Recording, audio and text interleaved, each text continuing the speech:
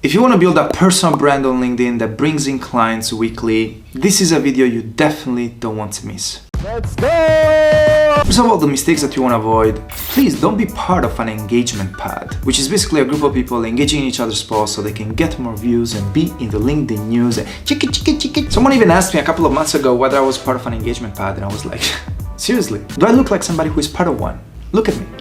In case you are wondering, here's what it's like being part of an engagement pad. Another mistake that will kill your personal brand is being boring. And I feel like the best strategy to becoming boring is to introduce yourself in every video you put out there. Yo, what up? I'm Jamaican. Listen, we can see your name. It's somewhere up there. Philip. Oh, and you don't need to do any dancing to grow your personal brand. Did I just say that?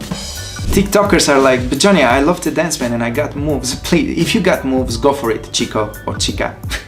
Alright, now let's dive into the content. Understand that the goal is not just visibility or more engagement. The goal is to build a following that buys from you. No shit. And a following that does it constantly. And building a personal brand that attracts prospects to you is the best way to do it. Now, you know you've done a great job at building a personal brand when other people feel the need to tell others about your product, story, or content. And them in doing so, they feel like their status is increasing. Whether other people tell others about you will depend on how much goodwill you build. Keep in mind that goodwill compounds faster than revenue, and that's why it's smart to build a personal brand. Number 2 will depend on how many people resonate with your values. And number 3, the level of quality visibility that you... Who left the dogs out? Oh, ow, ow!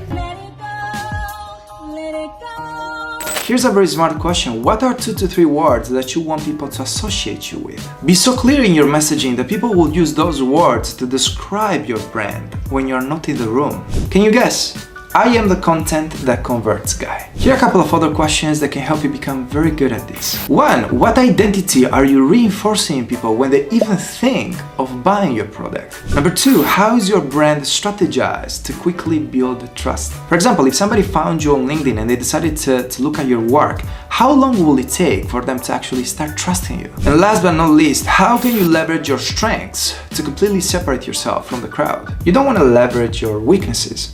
Philip. Remember, my friends, the goal is very simple: to stand out from the crowd, to create content that is memorable, and to grow your business.